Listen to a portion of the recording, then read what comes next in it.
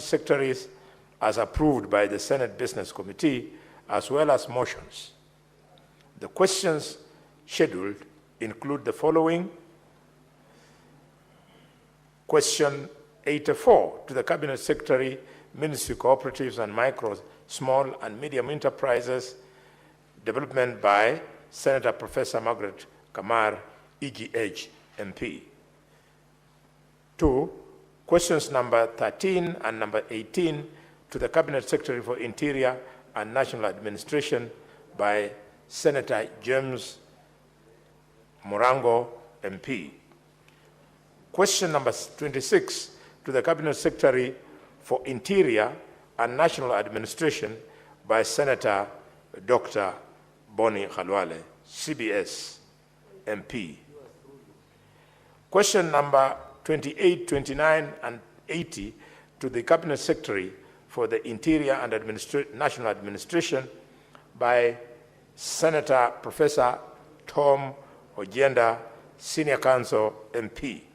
Question number 41 to the Cabinet Secretary for Interior and National Administration by Senator Daniel Mazo, EBS, MP. Question number 44 on the Cabinet Secretary for Interior and National Administration by Senator Edwin Spooner, CBS, MP. Question number 49 to the Cabinet Secretary for Interior and National Administration by Senator Shakil Abdallah, MP. Question number 51 to the Cabinet Secretary for Interior, National Administration by Senator Catherine Muma, MP.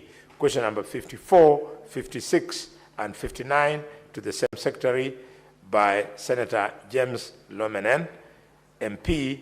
Question number 62 to the same Cabinet Secretary by Senator Joyce Korir, CBS, MP. Question number 72 to the same Secretary by Senator Kaduri Murungi, MGH, MP. And question number 94 to the same Secretary by Senator Justice Retired Stuart Madayo, EGH, MP. Mr. Speaker, the tentative business for the afternoon sitting on Wednesday, 30th July 2025 will include business not concluded from Tuesday's order paper and the following businesses. A, bills that are at the second reading stage. The county government's state officers' removal from office procedure bill, the county government's Senate bills number 39 of 2024, and the street naming and property addressing systems bill, Senate bills number 43 of 2024. B, bills that are at the committee of the whole, namely 1, the early childhood education bill, the local content bill, the street vendors bill, the county library services bill. The labor migration management bill, the sports bill, the public fundraising appeals bill, the heritage museums bill, the environment laws bill, the statutory instruments bill, the county government's elections laws bill, the sports amendment bill, Senate bill number 45 of 2004. And then C, motions. 1, report of the Standing Committee on Devolution and Intergovernmental Relations on its inquiry into the state of markets in Vihiga and Bungoma counties arising from a statement sought by Senators G. Osotsi, MP, and David Wakoli, MP. 2, progress report of the Standing Committee on National Cohesion, Equal Opportunity, and Regional Integration on an inquiry into the diversity and inclusivity in the staff composition of state agencies in Kenya. And 3, report of the Standing Committee on Energy on the county oversight and networking engagements in Wajir County. Mr. Speaker, sir, the projected business for Thursday, 1st July 2025 will include business not concluded for Wednesday's order papers and any other business scheduled by the certain business committee. And finally, Mr. Speaker, I thank you and do hereby lay this statement on the table of the Senate. Thank you, Mr. Speaker. Now, honorable senators, I will allow comments for 20 minutes. If you get the floor, kindly take not more than 2 minutes to contribute. Senator Fernandez, Senator Chirake.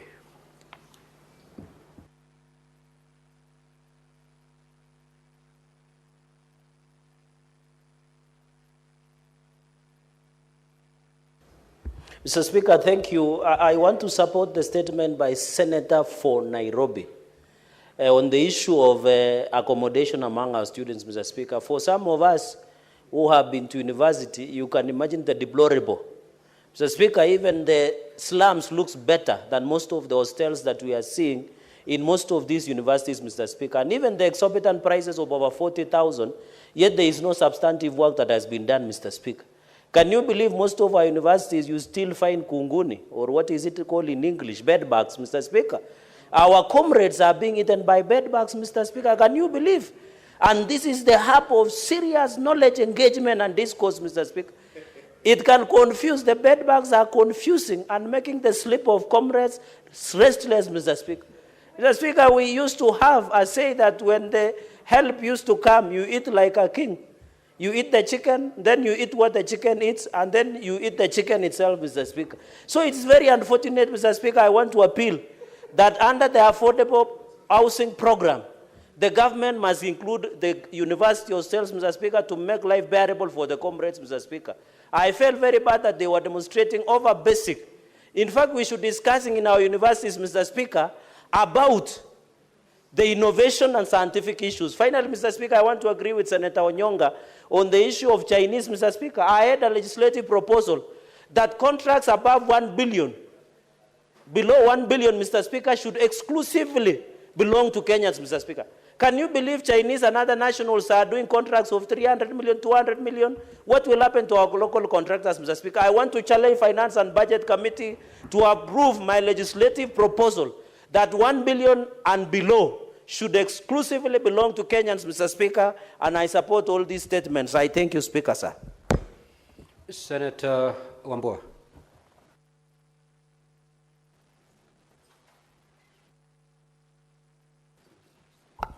Thank you, Mr. Speaker. Mr. Speaker, I rise in support of the statement by Senator Sifuna on the matter of the cases of killings happening at Kenyatta National Hospital.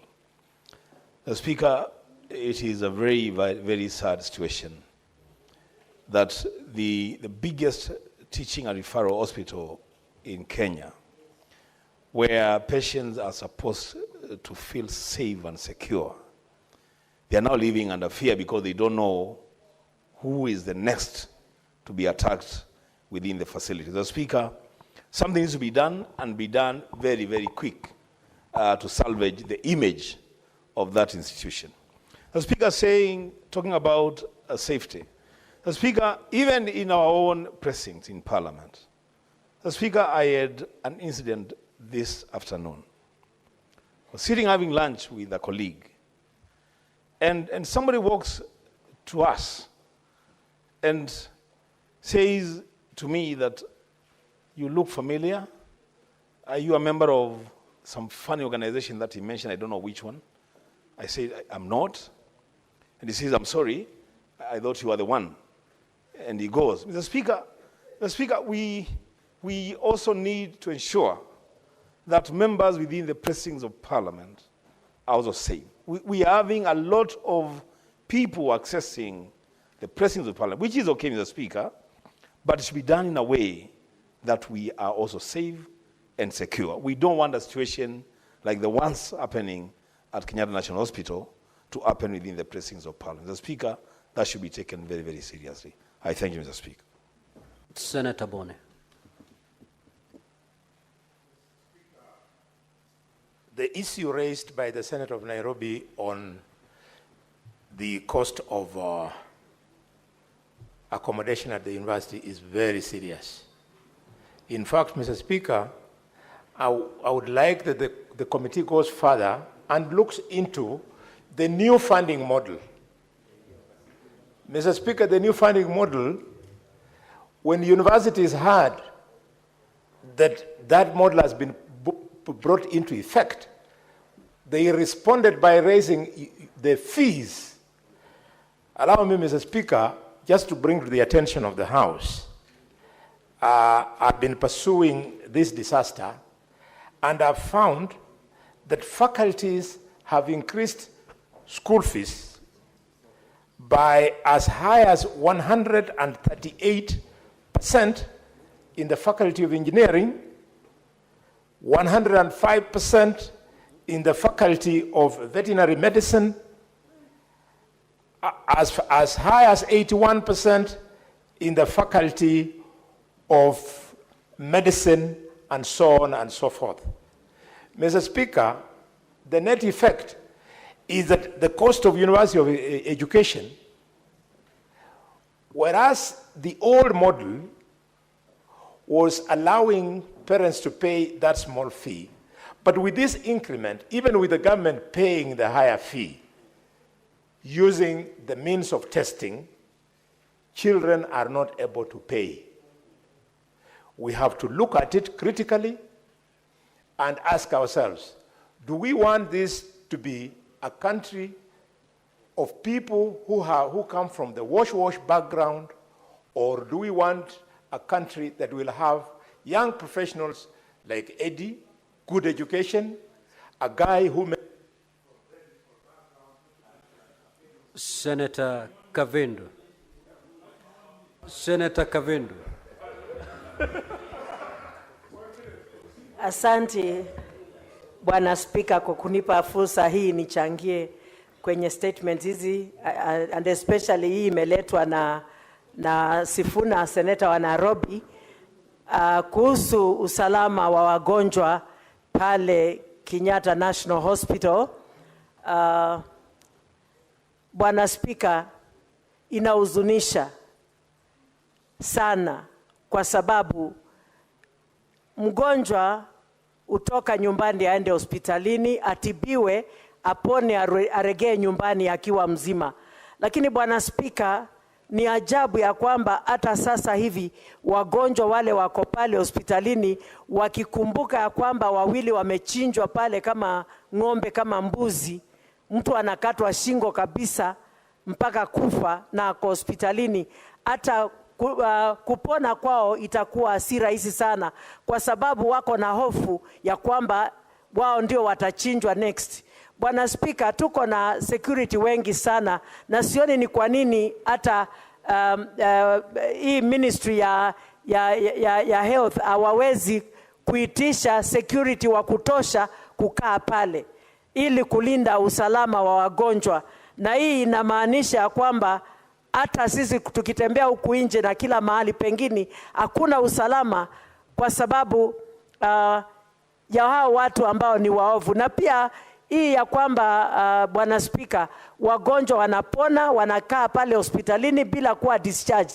Wengine wao wanasemekana wana kwao. Hakuna mtu ambaye hana kwao. Na pia serikali inatakana iangalie watu kama wale, iwajengee homes za kuweza kupelekwa na kukaa pale kama nyumbani. Na wale ambao hawaondoki hospitalini kwa sababu ya kukosa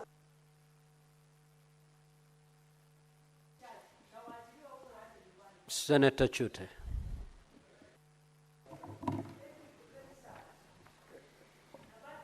Thank you very much, Honorable Speaker.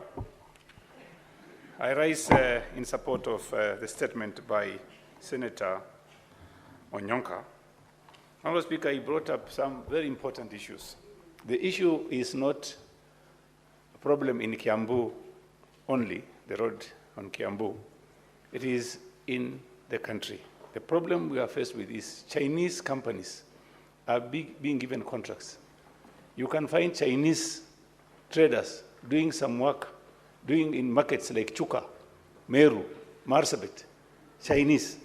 And Honorable Speaker, there is an issue brought by Cherargei. He says anything above, anything below 1 billion should be done by locals. Honorable Speaker, I want to The companies that are working in Kenya today on roads and building are mainly Chinese. And if you look at those companies, Kenyan companies who are working in Kenya, have got pending bills to the tune of, in the counties, about 156 billion. Nationally, 426 billion. Most of these monies are supposed to be paid to local contractors. The Chinese contractors can afford to wait for the monies because they are being financed by the government. What about the local contractors? They are suffering. Honorable Speaker, the other days there was riot in Kenya. The shops were looted. People are complaining about shops that are looted. Unfortunately, that is a problem, yes. But after a few days, the insurance compensated them. Honorable Speaker, local contractors are being given jobs and they are not being paid. There is no insurance that will pay for monies that are supposed to be paid by the government. So, Honorable Speaker. Senator Richard Onyonka.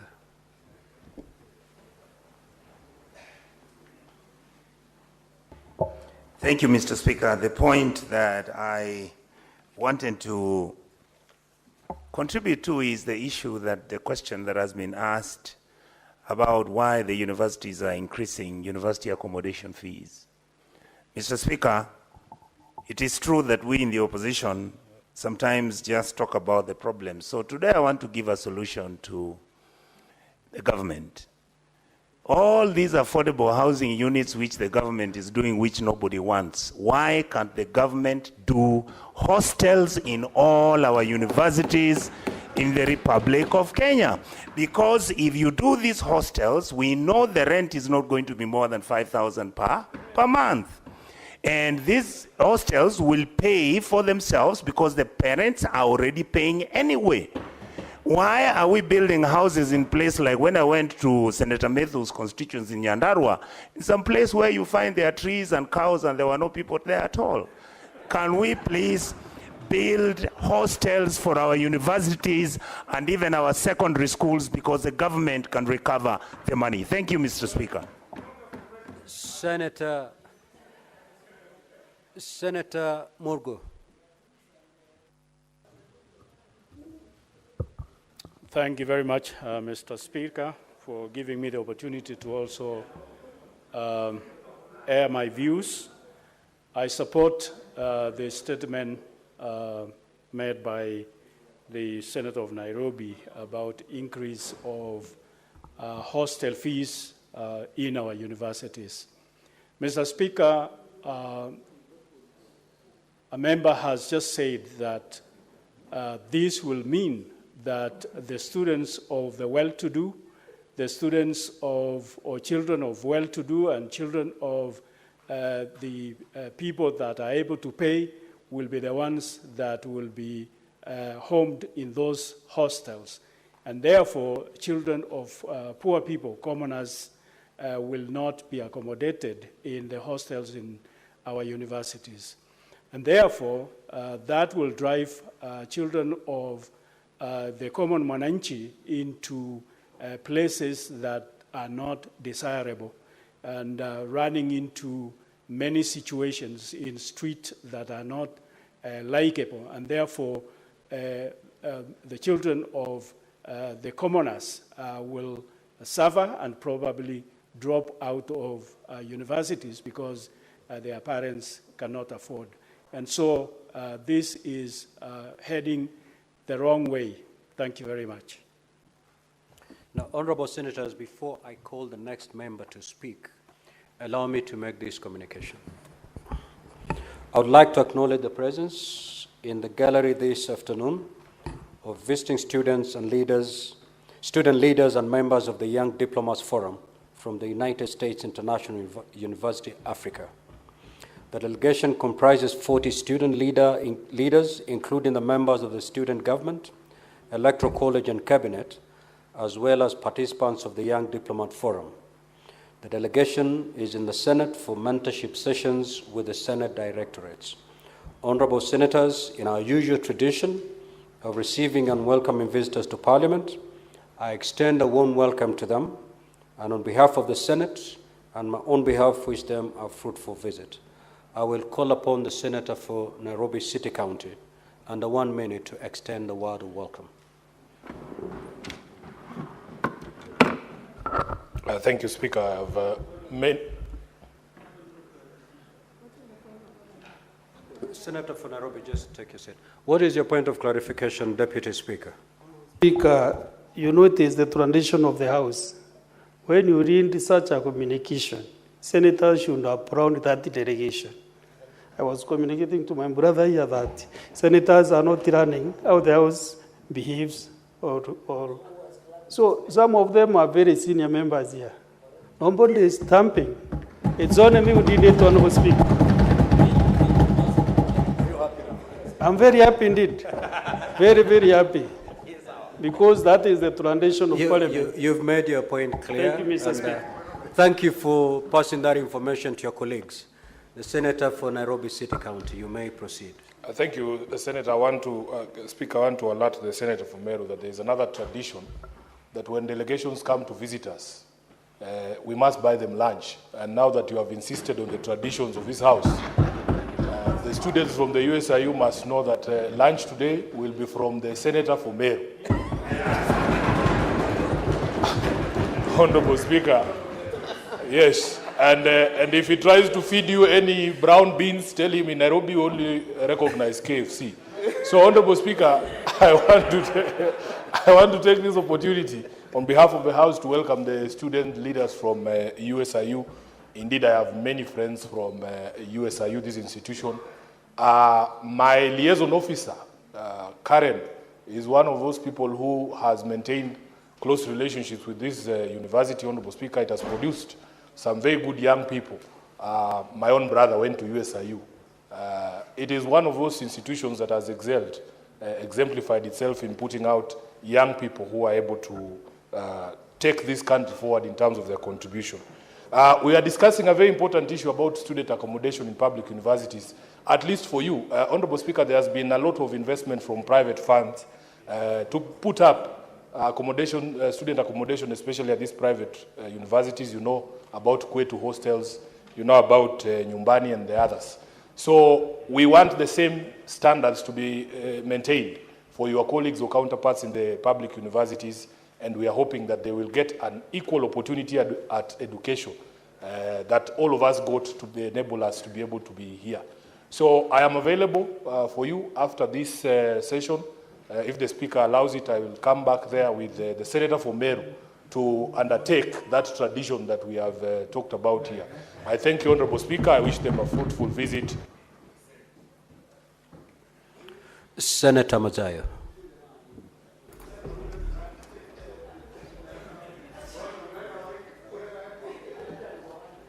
Asante mstahiki Spika.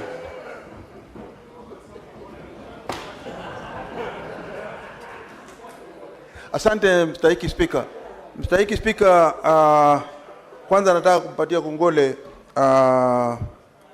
mwandishi mkuu wa chama cha ODM ndugu yangu Sifuna na vile vile Senator. What is the point of order, Senator for Homa Bay? Mr. Speaker, the 10 years I've been in this House, I've never seen money change hands so openly, so brazenly on the floor of this House. Mr. Speaker, this House is degenerating into that market where Jesus came in and whipped everybody and threw them out. Mr. Speaker, could you declare the Deputy Speaker to be completely out of order for flashing money, crossing, coming across the aisle, handing over money to Senator Sifuna? We do not know for what reason he's handing over the money. Maybe he's bribing Sifuna to go and burn the House again tonight on TV. Mr. Speaker, could you just declare that habit completely out of order? We cannot be doing money exchange in this House. We cannot be doing those things that Senator Ruto was calling sokohuru in this House. It is completely demeaning and unbecoming, Mr. Speaker, for us to be flashing and doing commercial transactions in this very hallowed chamber. Senator for Homa Bay, unfortunately, the Speaker did not see it. And for me to rule on that matter, it requires evidence. And you know, if you need to require evidence, you know the route we'll take. We'll have to put the Deputy Speaker under oath so that he can also defend himself. A route that is not that desirable. So let's leave the matter where it is. Proceed, Senator Mazaya. Asante mstahiki Spika. Mstahiki Spika, kwanza nataka kumpatia kongole ndugu yangu Sifuna kwa sababu ya kuleta hii taarifa ambayo inahusikana na mambo ya ulinzi ndani ya Kenyatta National Hospital. Bwana Spika, kama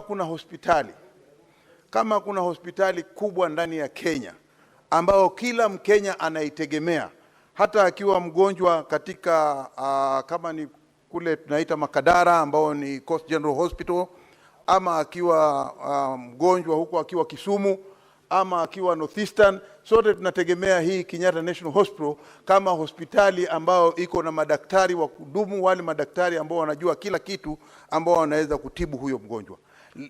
Leo hii ni jambo la kusikitisha kwamba mtu anaweza kukatwa kama kuku. Kichwa kinakatwa, kinatolewa, na alafu huyo mtu aliyefanya namna hiyo hawezi kushikwa, akapelekwa kotini, ama akashikwa, ama akaonekana na kila mtu. Paka hivi juzi wameshika mtu ambaye hatujui kama ni yeye ama si yeye. Huyo mtu ameshakataa hiyo maneno, akasema si yeye. Sasa tunauliza kitu kimoja. Tunataka Bwana Spika, tunataka serikali jambo kama hili na hii komiti ambayo itapewa hii taarifa ili iweze kuchukua hatua na kuangalia ni nini. Bwana Spika, ni jambo la kusikitisha hivi sasa tukisema ya kwamba hakuna utetezi wa aina yoyote kwa wagonjwa ndani ya Kenyatta National Hospital. Nataka hatua ichukuliwe haraka iwezekanavyo ili wale wagonjwa yoyote atakaye kwenda pale awe ana uhakika wa maisha yake na ugonjwa wake atatibiwa kisawasawa na atapona na atarudi nyumbani. Asante Bwana Spika. Senator Kisang.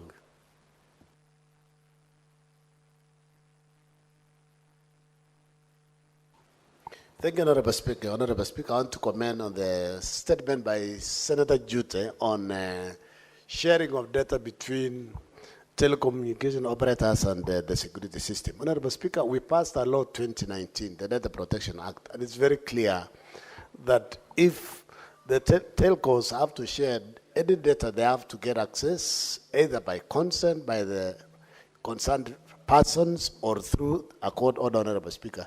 So this is a very important statement so that we know what has been happening.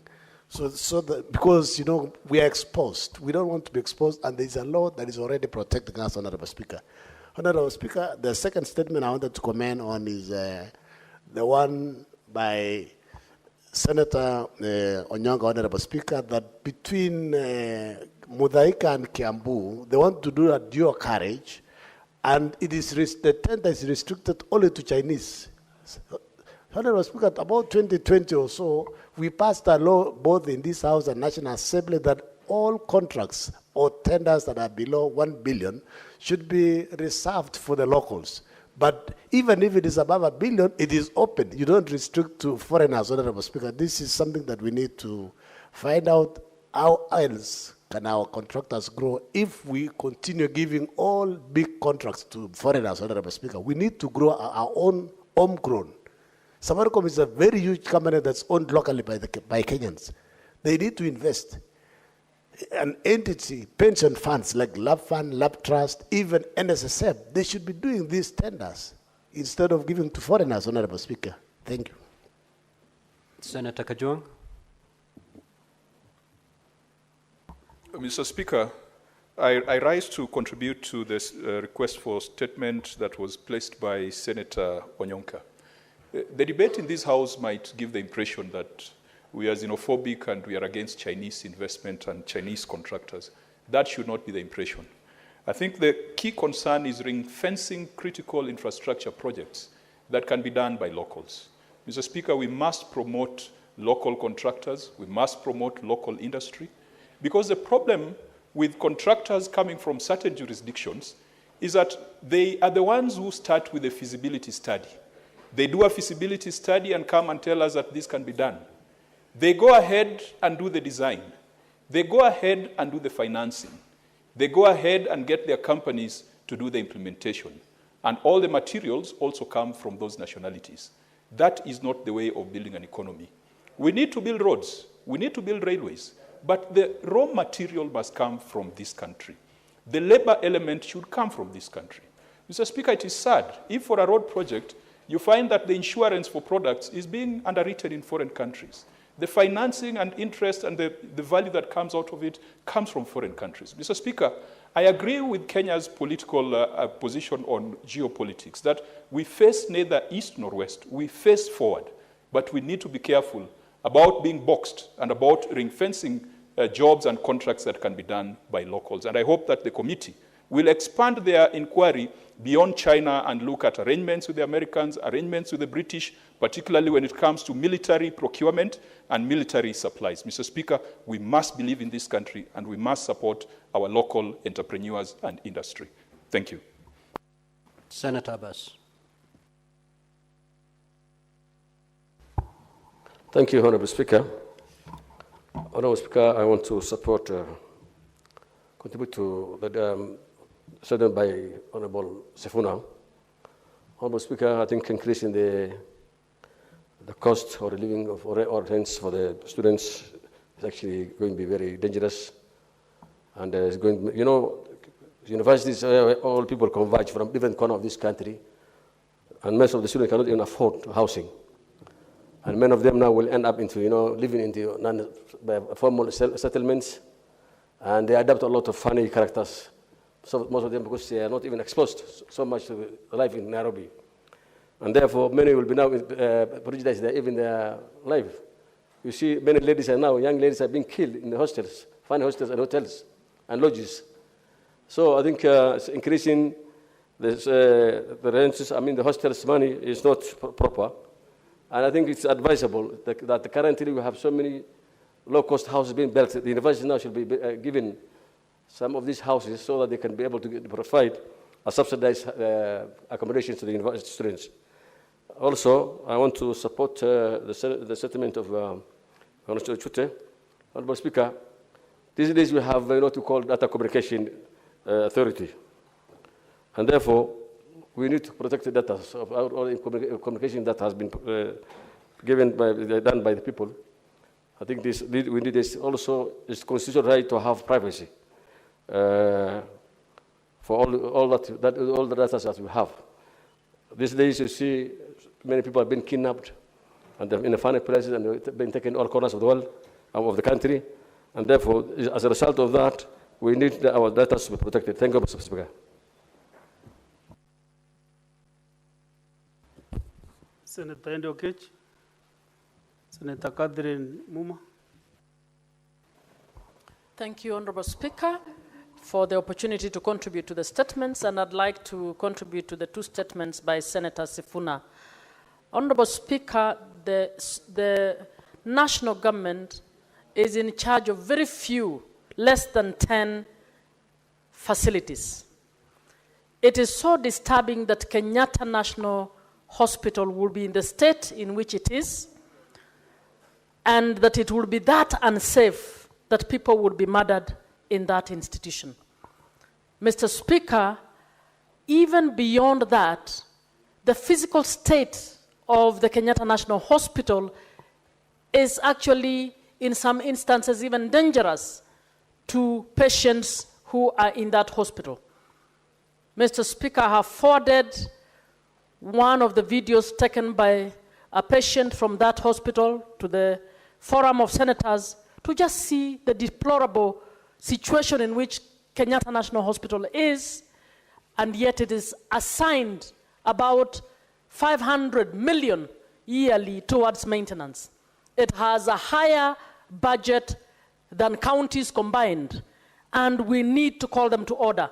Mr. Speaker, this is an urgent issue that needs to be taken seriously by the Committee on Health. On the issue of hostels, I totally support what Senator Onyonka says, that as we create and increase more universities, we need to have intergovernmental conversations to ensure housing development is prioritized for universities and a standard charge is given per households and rules put in place to ensure that the most needy children or the most needy learners get the first priority to go to those.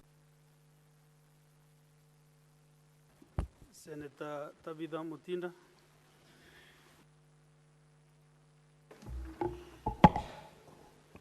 Thank you, Mr. Speaker. And I rise to support the statement by my Nairobi Senator, Senator Sifuna, in regards to the security issue at Kenyatta National Hospital, Mr. Speaker. Mr. Speaker, currently I sit as a member of the Health Committee. Today, we were to visit Kenyatta National Hospital between 1 and 2 p.m. today. Apparently, we didn't manage because we had the stakeholders of Kenyatta University Teaching and Referral Hospital, Kenyatta University on the issue whereby the students had not been able to utilize the hospital for their training. And it has really taken quite our time, but we had seek permission from the Speaker to visit Kenyatta National Hospital today to be able to look into this issue. How today we have patients being murdered in a hospital, and not just any hospital, Mr. Speaker. A referral hospital, one of the biggest referral hospitals, not only in this country, but in this city, Mr. Speaker. It is very, very discouraging. I've also seen what Senator Muma has shared on our Senate wall, as far as, again, the deplorable state of Kenyatta Hospital is concerned, Mr. Speaker. I want to assure members that this is a matter that as a committee, we are giving very high priority to be able to get into the bottom of the issues that are happening at Kenyatta National Hospital, and we'll be able to give a report to this House, because it's even more than the issue of the security, Mr. Speaker.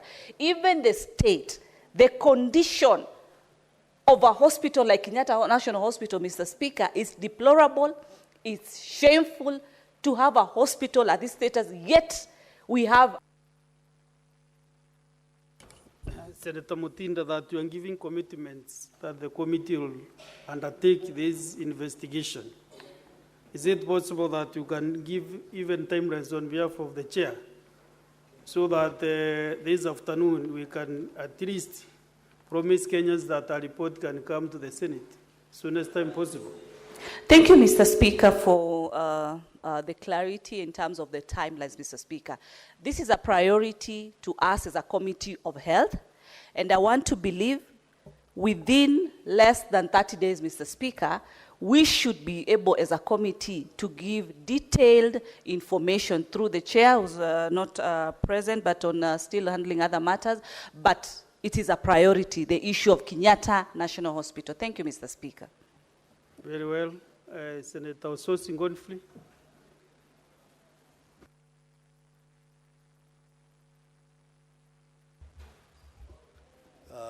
Thank you very much, Mr. Speaker.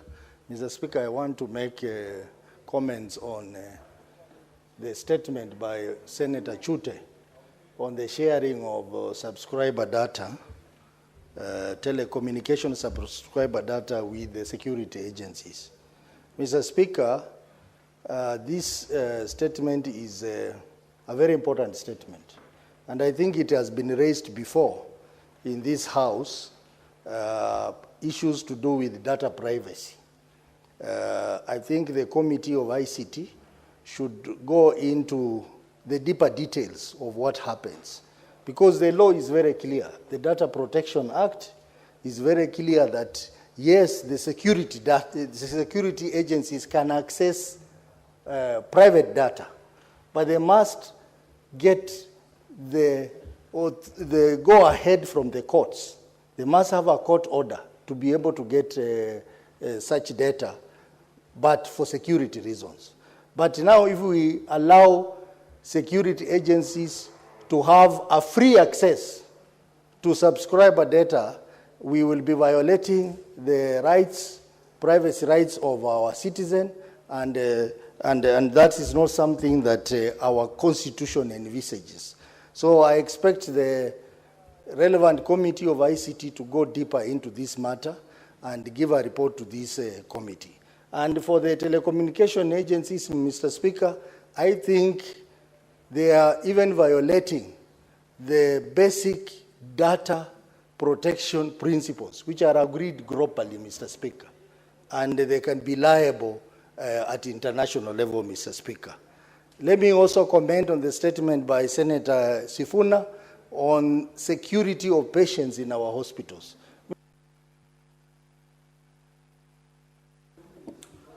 Senator Wakili Hilary Kiprotich Sigei.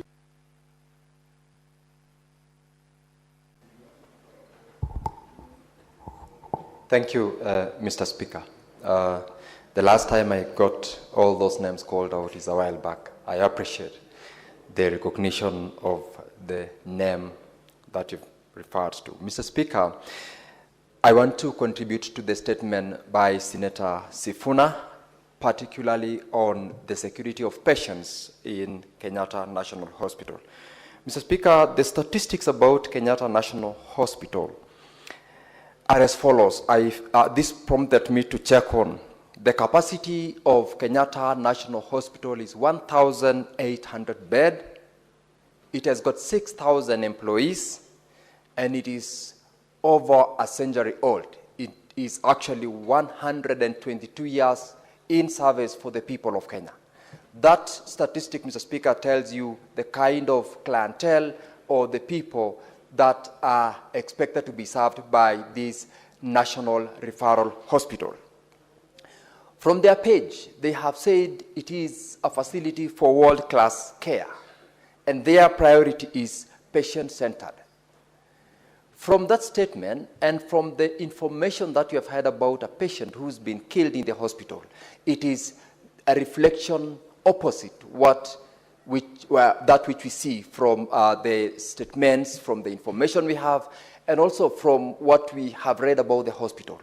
Mr. Speaker, it is a very sad state. You've heard right a few minutes ago that the condition of staff, the condition of these 6,000 staff or employees is deplorable. The facility in itself, not, I would say, fit to be a world class as they describe. Yet they are getting allocation into billions of shillings where we are unable to see where that money goes.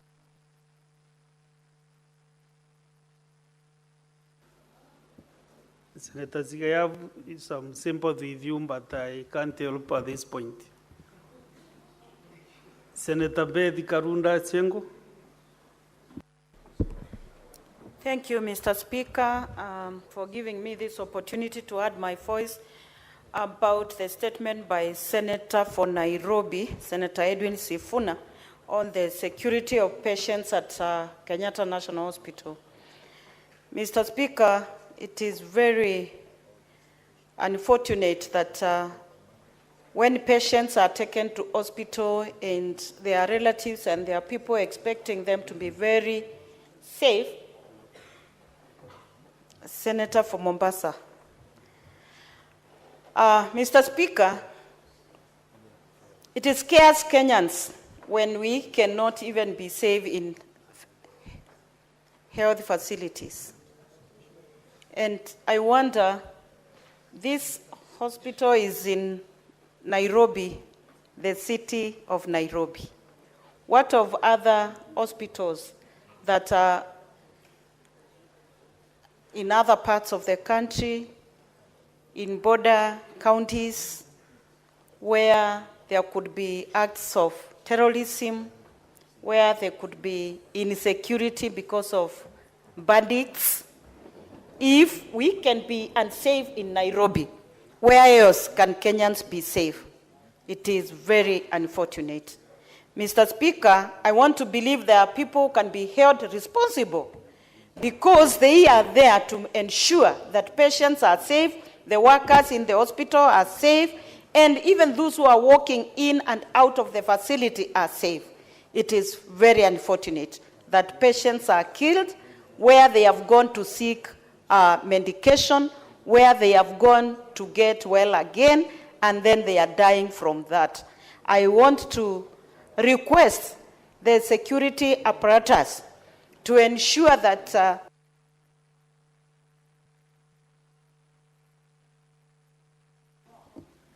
we come to the end of the comments on statements, so we proceed to order number 8, next order.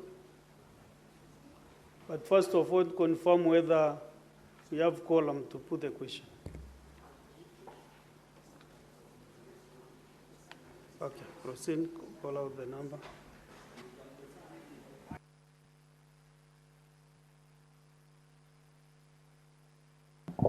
Order number 8, motion.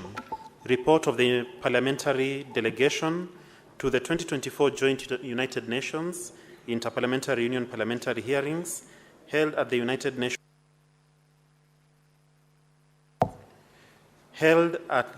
Nations headquarters in New York, United States of America, from 8th to 9th of February 2024. Resumption of debate interrupted on Wednesday, 23rd July 2025. Morning sitting. Question to be put. Thank you, Senators. Now that we have quorum, I want to put the question that the Senate knows the report of the Parliamentary Delegation of the 2024 Joint United Nations Interparliamentary Union Parliamentary Hearing held at the United Nations headquarters in the New York, United States of America, from 8th to 9th February 2024, laid on the table of the Senate on Tuesday, 17th September 2024. Will as many as of that opinion say aye? Will as many as of that contrary opinion say nay? The ayes have it. Next order. Order number 9, motion. Approval of sittings of the Senate to be held in Busia County.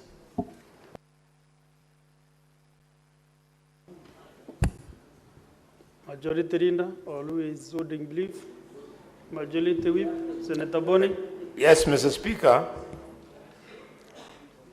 I rise to move motion number 9 on the order paper, being the approval of sittings of the Senate to be held in Busia County.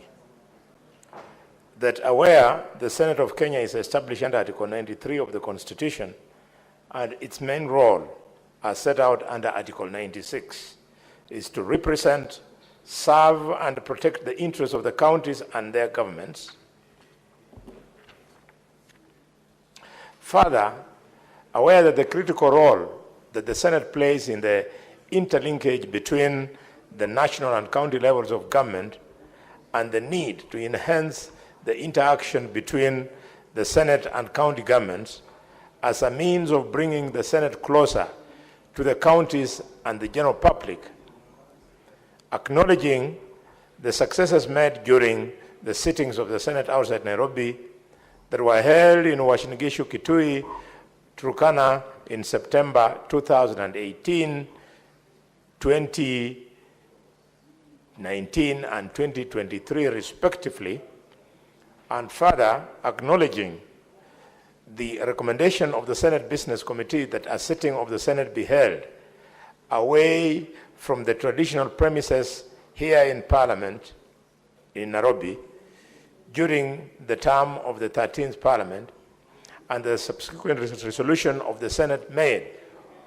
on 8th of March 2023 to hold plenary and committee sittings in the counties for 1 week period within the months of September in every session of the 4th Senate, except during an election year, with the objective to 1, promote the role and work of the Senate and enhance public awareness regarding the business of the Senate and Parliament in general.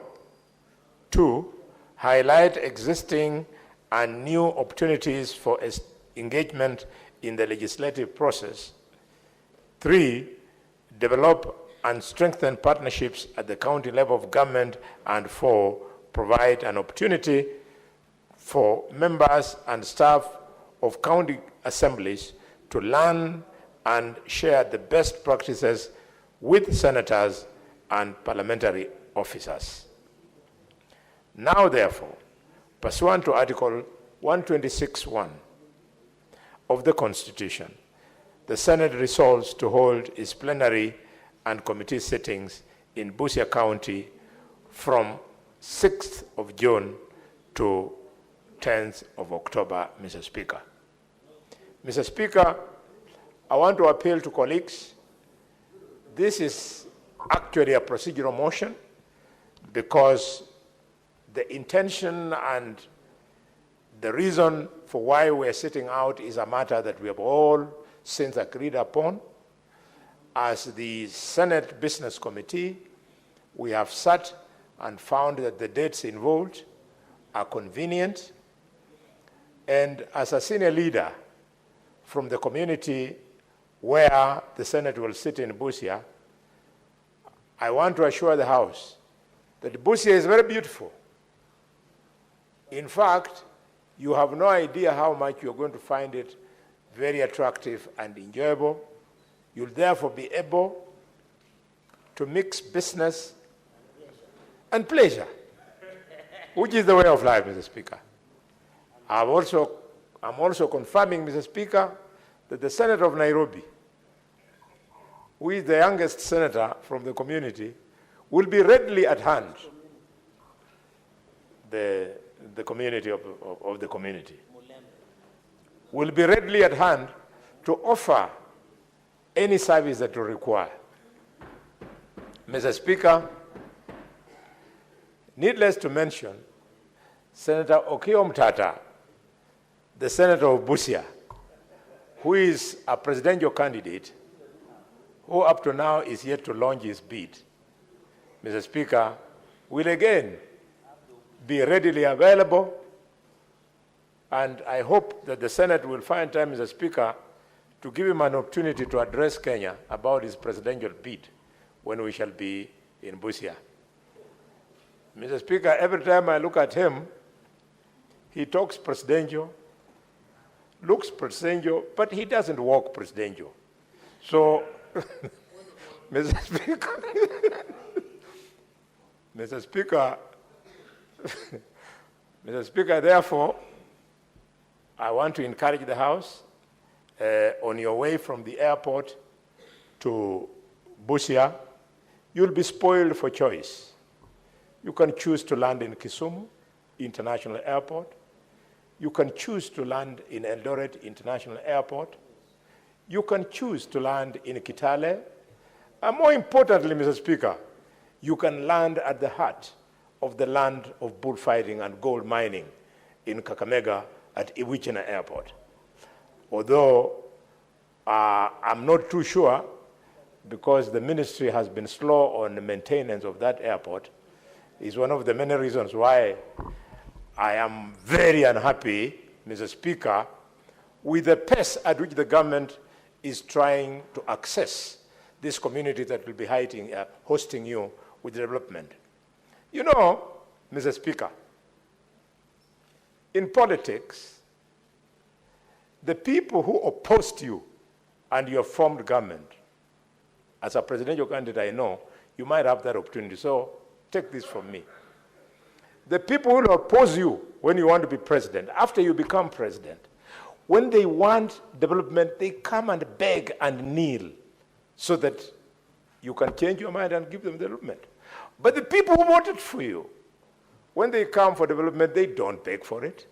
They demand for it.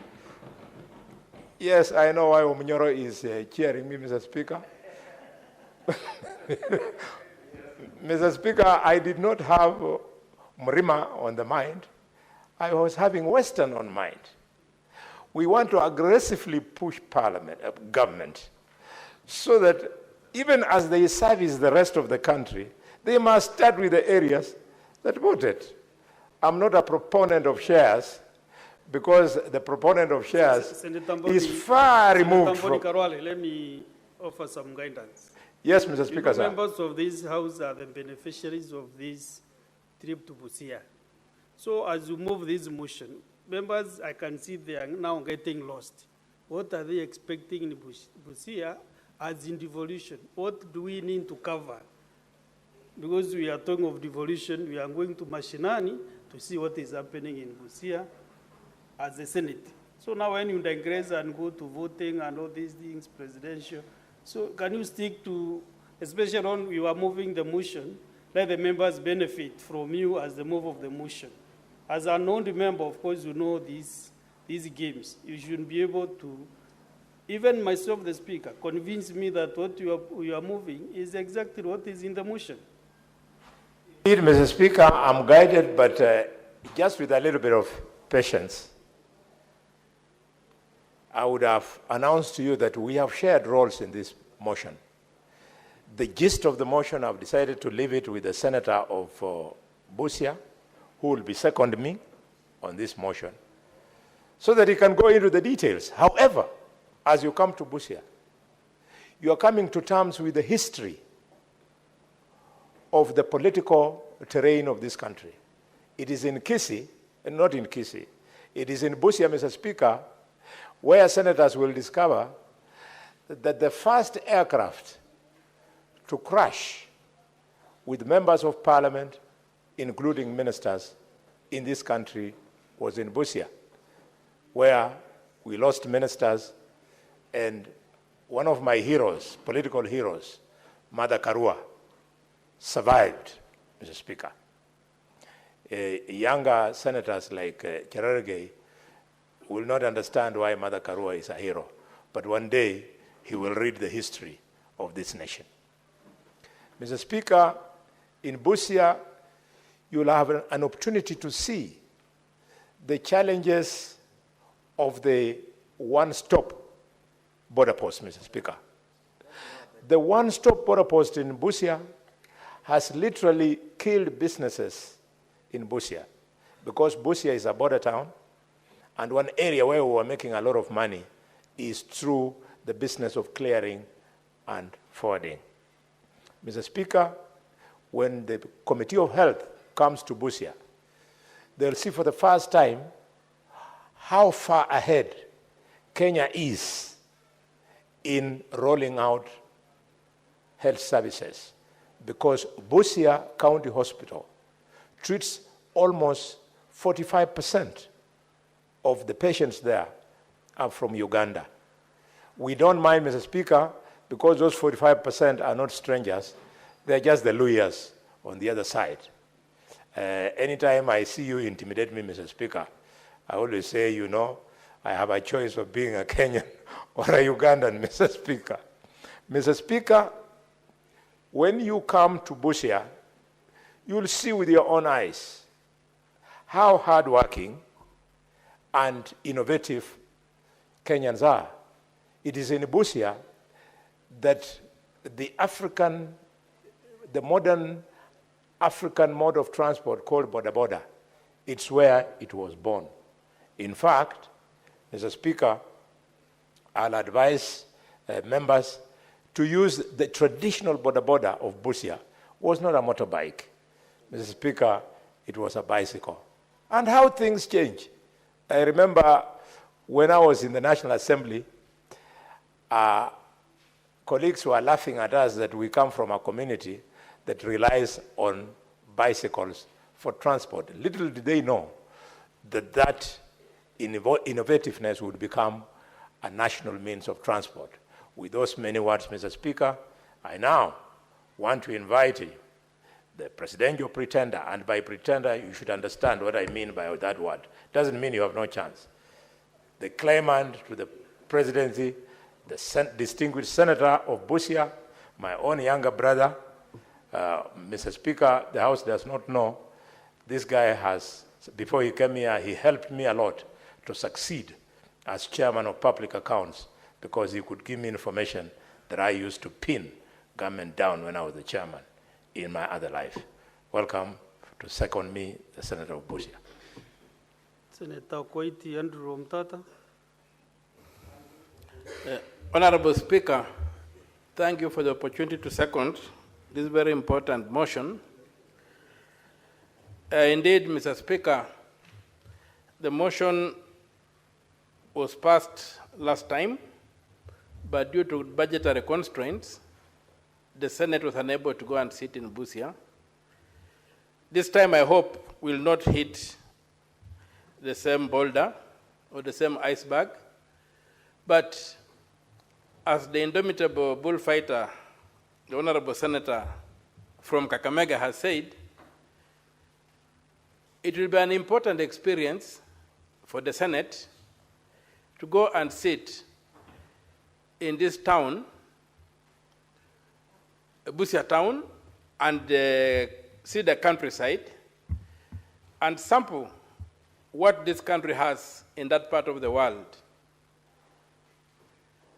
And then you will also understand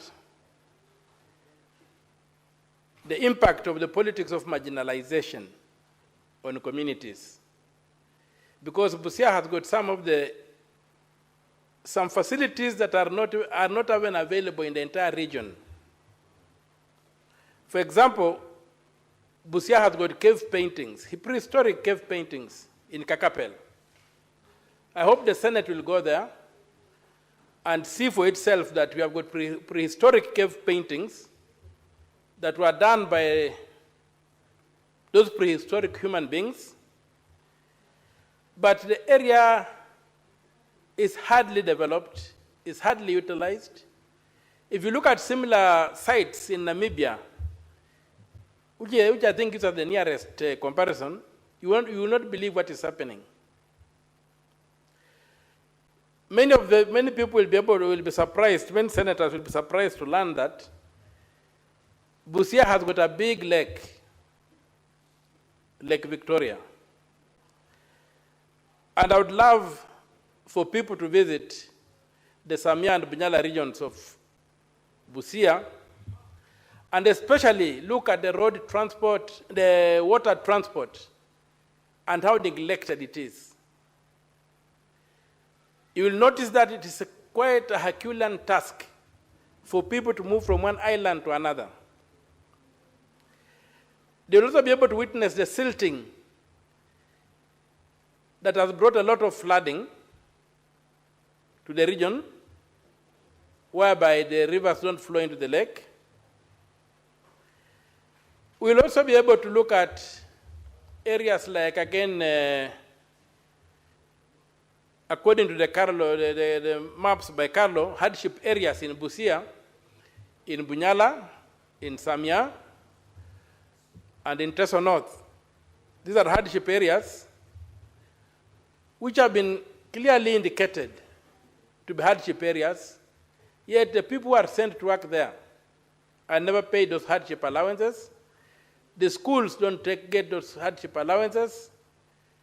And so people will come and see for themselves the kind of challenges we have in a land of plenty, or a land of huge potential. People will also come and see the destruction of wetlands as a result of sugarcane farming. And I hope we also look at the River Yala, the Yala swamp,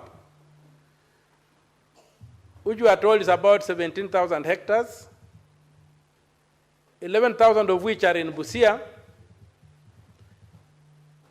6,000 in Siaya, but all decisions governing the swamp are made largely in Siaya, with Busia left holding the short end of the stick. So we will also come, and it will be a good opportunity because in terms of service delivery, the county is not performing very well. And the Senate sitting in Busia will help us audit and ferret out some of the issues that are leading to underdevelopment. I have finished a forensic audit of the 2022-2023 financial year in Busia. I don't know if there's any other senator in this house who does forensic audits of their counties. I've done that forensic audit. I will be releasing the results tomorrow. But the picture is sad. In terms of public money, Busia is a crime scene. It's a crime scene to the extent that there's a lot of abuse of public funds given to the county government. And I hope that when the Senate comes to Busia, the governor and his team, it will hold their feet to the fire so that we can get some accountability on the ground. You will see for yourselves the level of underdevelopment. Even right down in the city center, when it rains, you need gumboots to move around. You realize that. You will see the airport that Senior has referred to, where the airplane crashed. It was grabbed. I'm right now litigating in court to get it back. And I'm happy to report that my litigation was made a bit easy when Mr. Muturi Justin was the AG. Because before that, the Office of the Attorney General was supporting the grabbers. But when Mr. Muturi came in, he gave the correct record and we are waiting for a verdict in court. In fact, the hearing is on Wednesday over that airstrip. You will see that the airstrip has been grabbed. You will see the congestion of the trucks, the one-stop border point. Yes, it came. You will stand on the Kenyan side, and as the crow flies, look across the border to the Ugandan side. And you'll wonder why the Ugandan side infrastructure is much superior to the Kenyan side, yet the financials are the same, and the allocations were the same. It's a very sad situation for us, because even when you drive to Namanga, you see the kind of, and then you cross over to Tanzania, and you see that was the funding by the same developer, and you find that the road on the Kenyan side is narrower, it's full of potholes. On the Tanzanian side, the road has been done according to the textbook. So you'll see that in Malaba and in Busia. There is also a border crossing point in Busia that was gazetted years ago. We are having a webinar today. People from Busia were discussing it. It was gazetted. The Ugandan side have done the infrastructure. The Kenyan side is nothing. It would have helped ease the congestion that we usually experience in those towns. So you wonder what is happening and why did we gazette those kind of things. It's also been noted that Busia is the only part of Kenya that had the great apes. Or in Swahili they are called Sokwemutu. The great apes in Atasoy they are called Ichom. And there's a place called Ngelechom. We are in the land of the great apes. When you look at it, sometime in 1952, the colonial government excised some land, about 300 acres, for the preservation of the apes. That land has been encroached on, all the trees have been cut away. The apes have moved to Uganda, to the Bwindi impenetrable forest. They have abandoned Kenya. You will see that vast land sitting there, and maybe the Senate will have a chance to look at it and say, what do we do with this land? I've been engaged in a very active recovery of that land, trying to push away the encroachers who wanted to turn it into sugarcane farms. And these are the unique things, because people are going to Uganda to see great apes. We had them in Kenya, but we have not just looked after them. Now look at what kind of potential is that for tourism. You have a lake, you have prehistoric sites, you have got the great apes, but the place is that poor. Nobody cares about it. Some of these things don't require the guidance. Some of these things are national. The governor just came in the other day. We have had independence from 1963. Why were they not developed like other parts of the country? Yeah, was it an idle talk when Idi Amin said that the border of Uganda is in Naivasha? It was not, because that area was totally neglected. So we need to look at historical injustice. Of course, the governors have committed their sins, but their sins are not the original sin. Their sins are basically transactional. They are not structural. We have structural sins in this country that need to be addressed. So when you come to Busia, you'll be able to see what we are talking about. Of course, the governor will have to be held to account, and I will want them to hold him to account. And as I said, I'll be releasing my report, my forensic audit report tomorrow, and you'll see what I've unearthed. And I will urge every senator to try and do the same, to try and do forensic audits on the accounts of their county governments. And you'll see the kind of problems we are facing. So, Mr. Speaker, sir, I'm really excited, I'm really happy, and I'm prepared to host the people of Kenya in Busia. And by the Senate going to Busia, it underscores my statement that no senator is a senator of a county. Senators are senators of the Republic of Kenya, but they come from counties. Yeah. In fact, nominated to have bigger constituencies.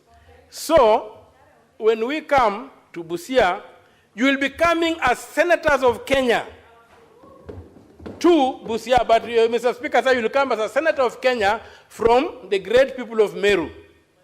You will not come like the Senate of Meru. In your oath of office, Meru never appeared. But in your governor's oath of office, Meru appears. So when you come, you are coming as a national leader with the full rights to be in Busia as the senator of the Republic of Kenya from Meru. And you can ask any question. That's why it's very important that this House adopts the correct phraseology when referring to senators, and the National Assembly does equally the same. This business of saying that Senator of Nandi, how Cherargei is a senator of Kenya. He only comes from Nandi. But it's a senator of Kenya. When he votes here, he makes a law that covers the whole country. If he blocks a law here, the entire country does not get that law. So we must get the correct phraseology to give ourselves the mindset to understand who we are. We cannot deliver on our mandate if we don't know who we are. We are not village boys. So by coming to Busia, you'll be coming as senators of the Republic of Kenya who have got every right to be in Busia and to exercise authority. My governor of Busia cannot even go and say anything in Siaya. He's a foreigner there. But Cherargei can go to Wajir and gorge and charge and do everything else to do there. So let us get the correct physiology of who we are. And this is an opportunity to understand that. I really get offended when we talk of a senator of Nairobi. How? Mr. Sifuna, yes, the things he does in this country is for the whole country. It's for the whole nation. He just happens to come from Nairobi. But he's a senator of the Republic of Kenya. My member of parliament, the local area where I come from, Teso South, is called Madam Honorable Mary Mase. She is a member of parliament of the Republic of Kenya, but from Teso South. We must get that phraseology to give us that national outlook. Otherwise, we begin looking, pigeonholing, when we look at the problems of this country. We must stand on the balcony as national leaders and have a world view that is not restrained by choosing to stand in your small villages. So I welcome you to the county of Busia, and Mrs. Funa has just walked in. I'm saying that I said that in Busia, we have got everything that this country needs. But because of our bad politics and history, the original sin of this country, we were marginalized, and even the great apes we had, with a complete park for the apes, is no longer have moved to Bwindi impenetrable forest in Uganda because nobody cared about them. Now the land has become a grazing site. So, Mr. Speaker, sir, I say that this concept of the Senate choosing to sit in counties is absolutely important, as it gives that county or the people of Kenya to understand that we are one country, we are one nation. We just have regions and what have you, but we are one people, we are one nation, and I'll welcome you. My brother says I don't work presidential. When you come to Busia, I may even be imperial. I'll even be imperial, but I'll work presidential. So most welcome, I'm most happy, I'm excited, and I hope my governor too will be excited, and we will together be able to host the great people of Kenya. And I know when you come to Busia, all the assets that you'll carry to the assembly, whatever will be left there, so Busia will be the richer. And MCS will be the richer, and all of us will be the richer. So, Mr. Speaker, sir, with those few remarks, I support the motion. Thank you. Thank you, Senator Koiti Omtata. Thank you for seconding. But Senator Karongo Wadhango has been grappling to hear the social aspects of Busia County. You have omitted that part, which is very, very important as well. So you have given us very, very tough issues that we want to witness, but the social aspect, then we are scared. Or not just, but Senator Karongo Wadhango. Sorry, I have also included myself there, but Senator Karongo Wadhango is lost. Anyway,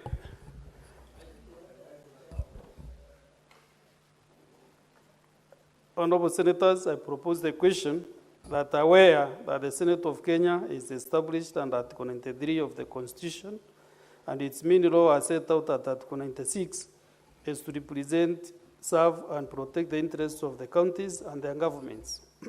Further aware of the critical role that the Senate plays in the interlinkage between national and county levels of government, and the need to enhance the interaction between the Senate and the county governments as a means of bringing the Senate closer to the counties and the general public.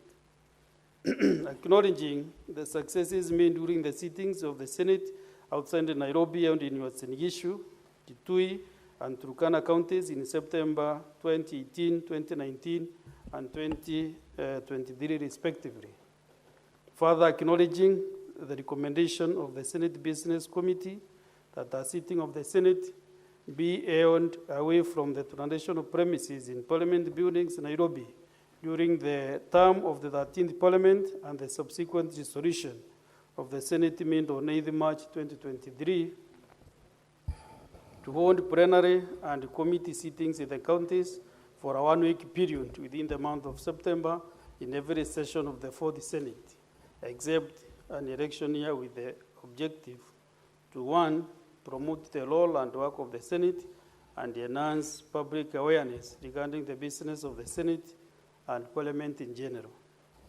2, highlight existing and new opportunities for engagement in the legislative process. And 3, develop and strengthen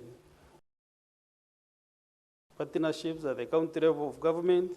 And 4, provide an opportunity to members and staff of county assemblies to learn and share best practices with the senators and parliamentary officers.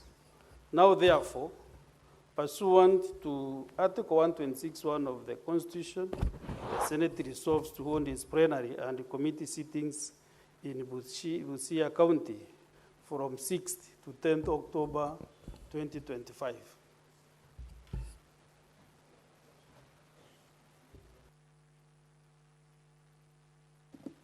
I thought from the onset this was termed as just a procedural motion, but I can see we have several senators who want to spend some time. But senators, can we agree maybe how long can this take so that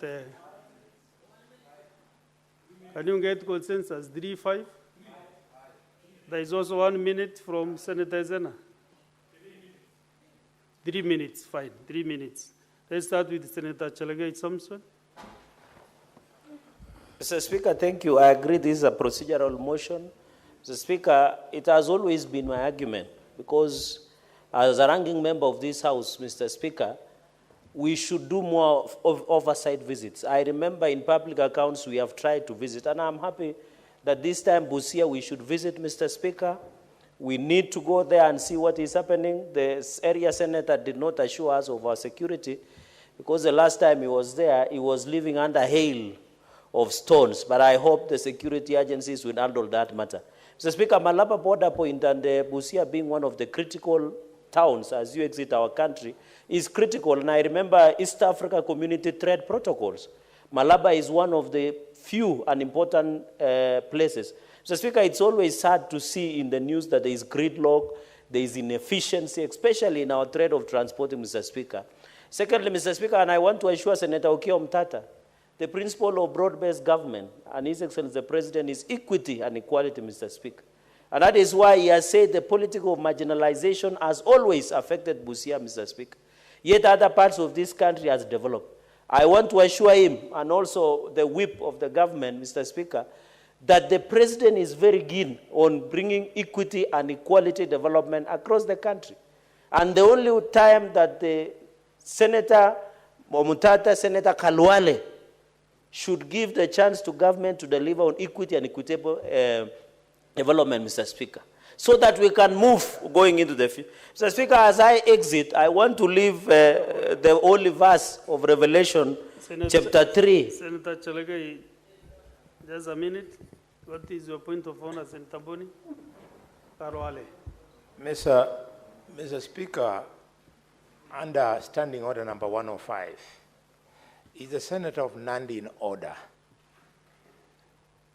to pretend that he is the spokesperson of the government, to pretend that he is a minister? Mr. Speaker, can he be asked to withdraw remarks aimed to imply that he can inform the chief whip of the government when the reverse is the case, Mr. Speaker, on how government works? Unless, Mr. Speaker, he's implying that this is a tribal government which he's trying to defend. We have a government of Kenya which does not recognize him with any leadership position whatsoever. He's a small man, Senator of Nandi. Could he migrate from his tribal thinking and focus on how government works? Senator Boni Kalwale, it's today that also I'm hearing that you are the majority whip of the government. I thought you are the majority whip of the majority side, not of the government. Because you can form the government and still you don't own the majority. Are you aware that you contemplate that? Speaker, I stand guided, but why I have so stated is because there's so much confusion now. We don't know which is the majority side, which is the minority side. Because the people on minority side are in government. The people in majority side, they don't know where to go. In fact, they are sitting on committees. Okay. Mr. Speaker, for that reason, since I am not part of the broad-based government, I thought I should say of the original government. You can now clarify maybe what you meant. Mr. Speaker, Senator Kalwale is on a fishing expedition. Mr. Speaker, Senator Kalwale is on several occasions attacking this government. We have even removed him in WhatsApp groups, even in United Democratic Alliance executive meeting where I am a member of NEC. He doesn't sit there because he's opposing government. And that is why I'm advising you on Revelation chapter 3, verse 14 to 22. The Bible says, don't behave like Laodicea Christians. You are neither cold or warm.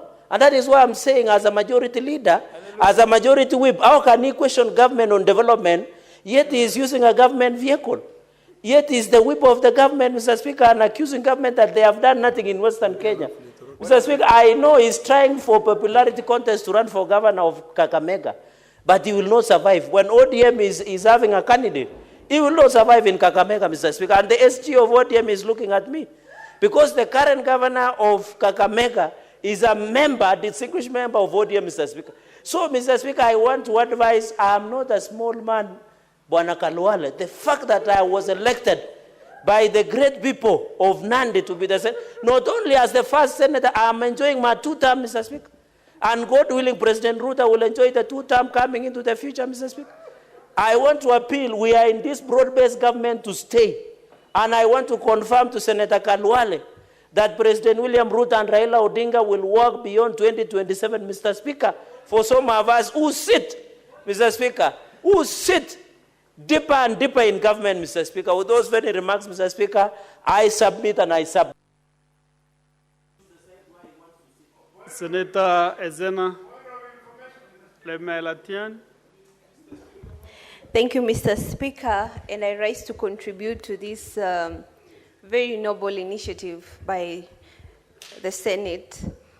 And I support the sitting of the Senate in Busia County.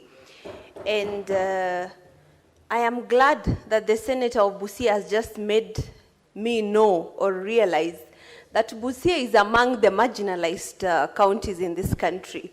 And Mr. Speaker, I thought marginalization was for minority communities.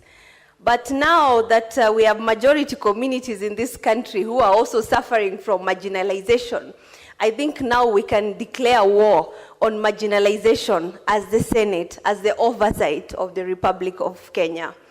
Mr. Speaker, it is very important to carry out these sittings in the remote parts of this country.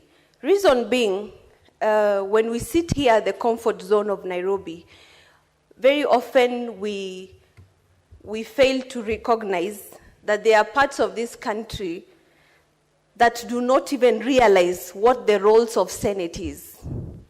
Even worst of all, some counties, like in my county, Samburu, voters and citizens do not know the role of any elected leader. Because I have noted with very serious concern that when elected leaders realize that most of their people are illiterate, they take advantage of that and lure them with false narratives, with false promises. And then our people start wondering, how come that every time we elect people and they turn out to be very bad, they turn out to be liars, they turn out to be very corrupt people? It is because these people do not even know the role of these specific leaders in the offices that they hold. And it will also be good for this, our citizens in the marginalized parts of this country to note that senators do not have development funds, that senators are there to speak and talk. Senators are there to defend the rights of the people, to ensure that public resources are utilized for the intended and rightful purposes. Senators are there to question any embezzlement of funds in each of our counties. Because it is very saddening, Mr. Speaker, when we have a lot of resources being pumped by Treasury to our respective counties. But after almost 15 years after devolution, some of our counties are still lagging behind. It is very hurtful, Mr. Speaker. The other day, and I thank the President of Kenya when I was in Baragoi, he sponsored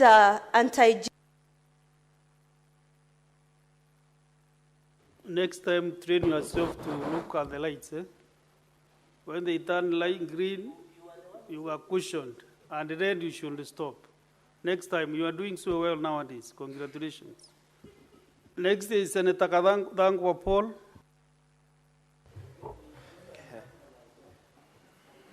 Thank you very much, Mr. Speaker. From the onset, I don't know why you singled me out on the issue of social life in Busia. And Busia is not new to me. I've been to Busia severally. I've actually gone to the home and visited the mother of the senator from Busia, Okiya Omtata. And I was actually given a rosary by her mother, which I believe has been keeping me safe from this rogue government. Mr. Speaker, I have actually visited a place called the Kakapel Rock in Busia, one of the biggest rocks in East and Central Africa, just below the foot of Chelelemuk Hills, Mr. Speaker. So I know Busia, but there are so many problems that the governor should solve for the Busia people. That is traffic jam when it comes to the border point, Mr. Speaker.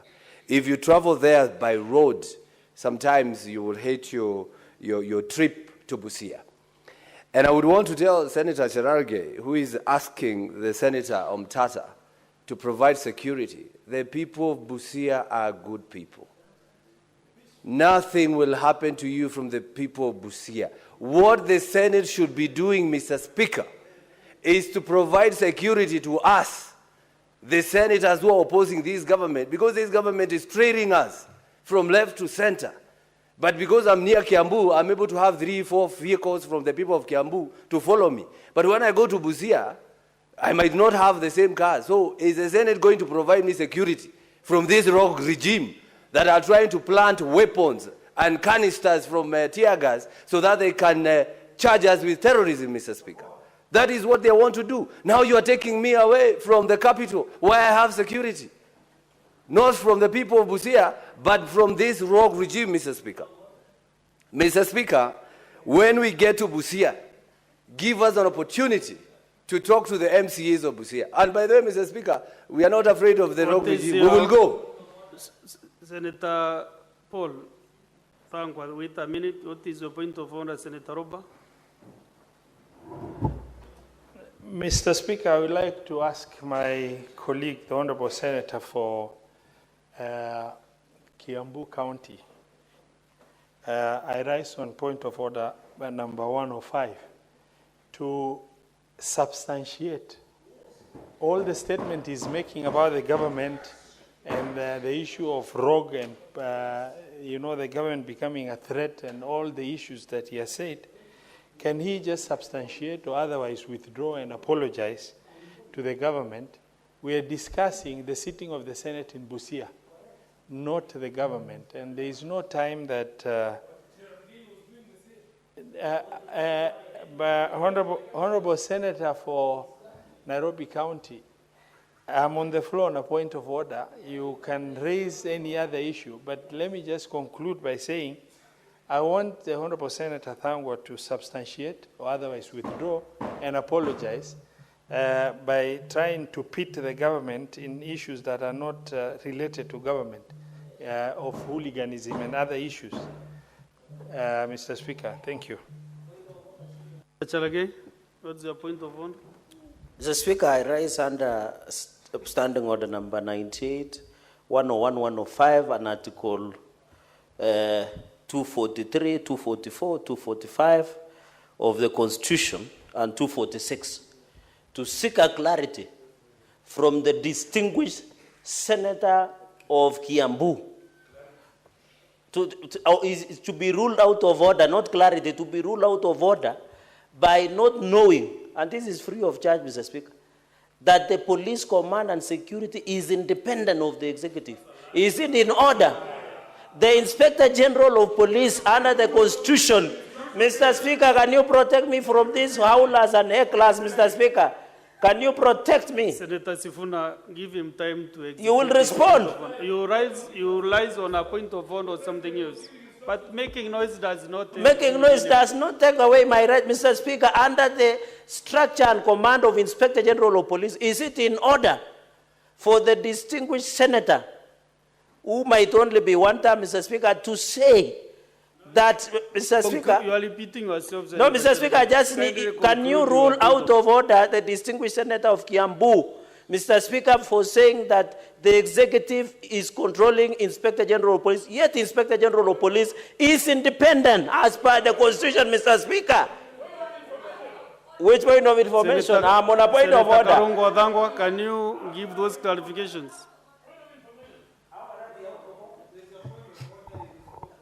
And your time is really running. No, Mr. Speaker, Mr. Speaker, just hold my time on my contribution. This is their time. So yeah, because they are the ones who have interjected me, and that's why I want to answer them, Mr. Speaker. If they never answered, if they never asked, then I will be contributing. So, Mr. Speaker, I'm being told to substantiate the obvious. Mr. Speaker, today as we speak, the Honorable Koimburi of Juja was taken by DCI. A few days ago, the Honorable member for Kenyatta in Embu was taken by DCI on his way home. The other days, MP for Naivasha, Jane Kehara, was taken by DCI from her home. These people are trailing us everywhere, Mr. Speaker. And I have some information. They want to plant guns and tear gas canisters in our vehicles so that they can charge us with treason, Mr. Speaker. So that's why we are saying we are just being careful, Mr. Speaker. This is a rogue regime, Mr. Speaker. They are looking for every... Senator Olekina Redamo. Thank you. Thank you, Mr. Speaker. Mr. Speaker, I rise to support the motion on holding the Senate session in Busia County. Mr. Speaker, it is imperative that Kenyans note that whenever we take the session outside the presence of Parliament is for us to be able to continue with the day, with our order paper of the day. Not for us to be able to go and engage with MCS or engage the citizens. It is essentially taking the same business that we'll be carrying out here and taking it to Busia.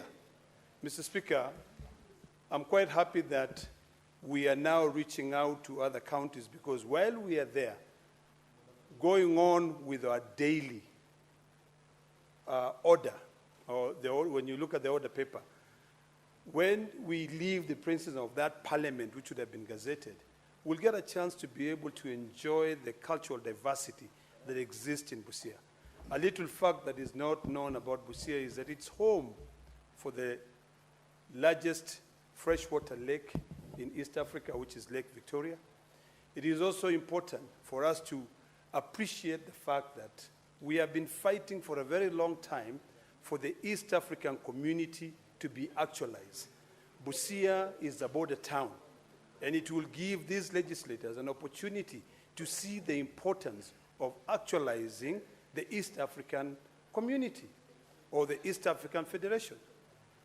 I'm sure the distinguished senator from Busia is constantly held in traffic when there are so many trucks that are crossing. It will give these distinguished senators from the 47 counties who are elected by representatives from each of the 47 counties, as well as the special elect, an opportunity to be able to acquaint themselves with the rest of Kenya. I can assure you, Mr. Speaker, that even though I've been to Busia, I've only been to Busia during the campaigns. I've not had a chance to be able to widen, sort of like deepen my relations with the people of Busia. And I'm quite happy that the Maasais actually live in Busia. There's a small community of the Maasai community that live in Busia. So while we go to Busia, I will be able to extend, when I'm not sitting in Parliament, to carry out the order of the day, to be able to go there and reach out to my brothers who live in Busia. Mr. Speaker, let us be reminded that we are a legislative arm of government. Our role is to legislate. Our role is not to fight with the other arms of government. Our role is to make legislation that will make this country a better place for future generations. The young people who are seated here today, I want when you leave here, you leave with having witnessed how we fight for devolution, but not how we heckle, how we fight among each other. Thank you, Mr. Speaker. Senator Lobahali Hibulin. Thank you very much, Mr. Speaker. I rise to support this motion for us to go and sit in Busia. Senate Mashinani. Mr. Speaker, the role of awareness creation is also a responsibility as a Senate to make sure that the country knows the roles and responsibilities of the Senate.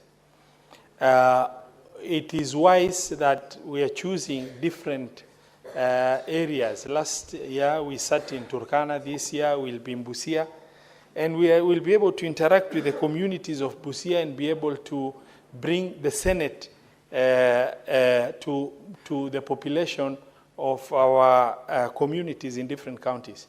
Mr. Speaker, as I rise to support you, maybe outside the agenda of the motion, I've had a number of discussions that have come up that is unrelated to the discussion. I would like to urge our colleagues to also confine themselves to the motion in question so that we're able to constructively contribute, and other issues that are controversial can be discussed in a different forum. Mr. Speaker, sir, I rise to support the sitting in Busia. Senator Osotsi-Gonfrey. Thank you, Mr. Speaker. Mr. Speaker, I am very delighted to support this motion because Busia County and Vihiga County, they all belong to what used to be called the Western Province. So I'm very delighted, just like the way the senator of Busia is delighted, that finally, this year, we are going to have our sitting in Busia County. And a lot has been said about Busia. I will not repeat, but I want to emphasize that as we do the sittings in these counties, we should do a proper engagement with the locals. In fact, my expectation is that every committee should come up with a program on how to engage the locals so that to give solutions to the people of Busia. For example, the issue of traffic in Malaba and even in Busia itself, the transport committee should actually prepare to go and address that issue on the ground. And for me, my committee, we have planned that we are going to have our sittings in Busia to look at issues of water, Busia Water Company. We are also going to look at the issues of hospitals in Busia County. So I think we will do a great service to the people of Busia if our programs and our agenda within that period will be there is targeted to the people of Busia. And that is not enough, Mr. Speaker. I also expect that even outside the formal settings that we will be in, we should also seize this opportunity to do awareness about the functions of Senate. Mr. Speaker, I'm increasingly becoming concerned that many of our people do not really understand the roles of Senate. How many times have we gone to meetings and people asking us, Senator, when are you going to bring us a road? When are you going to build us a school? I think it is very important to also use this opportunity to make our people understand the oversight role of Senate and our contribution as provided for in the Constitution. Even in oversight, there are two levels of oversight. We have primary oversight and we have secondary oversight. In many of our counties, people only understand that the person who does oversight is senator.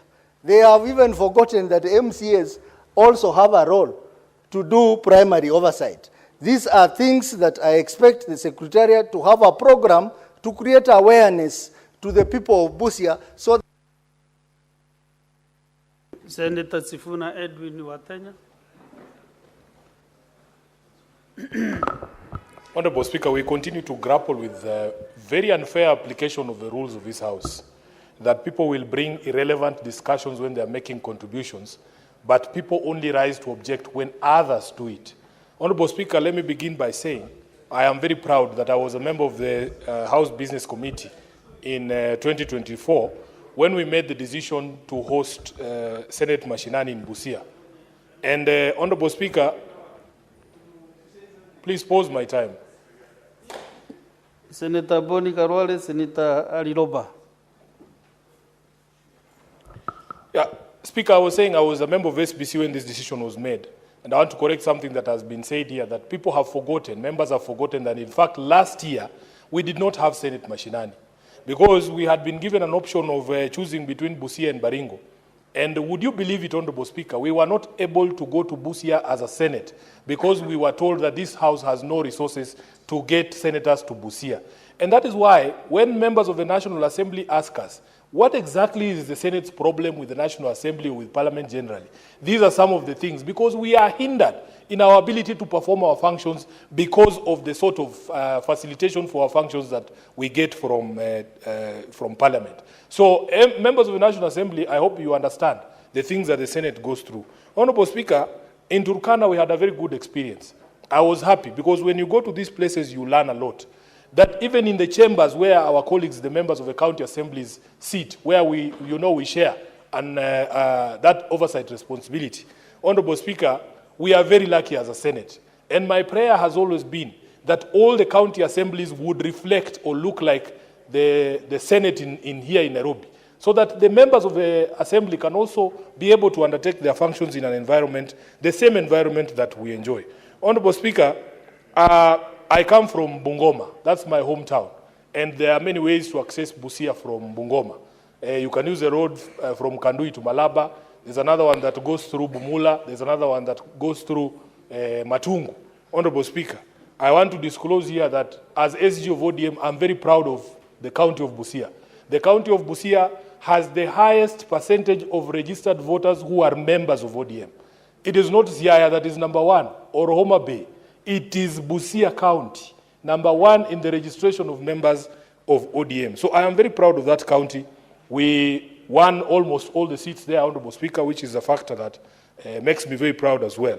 So we are hoping that when we are there, we will get opportunity to interact with the people. In Turkana, the people of Lodwar told me that many of the senators were not interacting with them. We want you to interact with the people of Busia because that is the land of Mulembe. There's no problems there. And I want to assure you, Senator from Busia, that if there are any spillovers, if there are any things or shortages of anything, even if it is chicken, to run fresh chicken from my mother's farm to Busia, it will take less than 40 minutes, Honorable Speaker. And I will also be inviting the Senate to go and visit my mother in Bungoma. After you are done, you can rest there. And Speaker, I wish we had enough resources to pursue the idea that has been affronted by the Senator for Vihiga. Speaker, we need to spend more time in the counties. We need our committees to spend more time in the counties, and we need to be properly resourced for us to be able to be on the ground.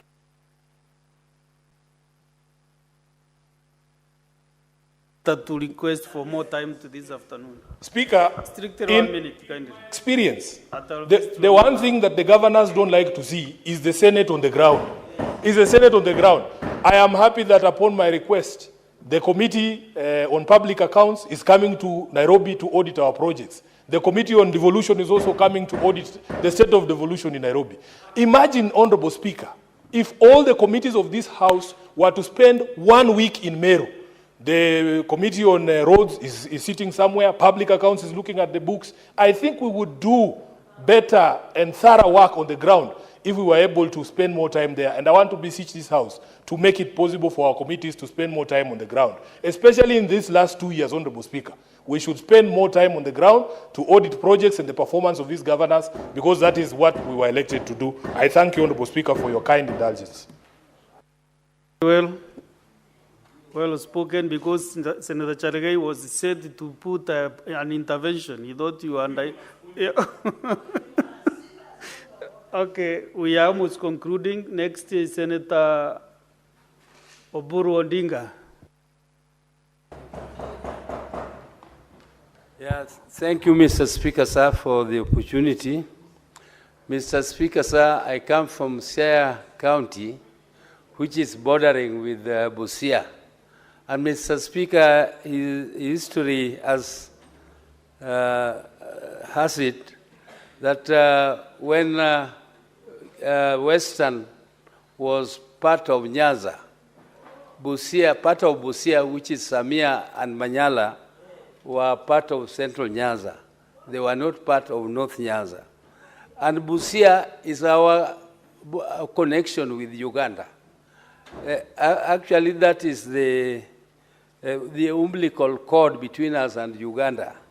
Whenever we have problems with Uganda, we would rather have the DCs of Busia and the DCs of Siaya discussing with those ones over the border.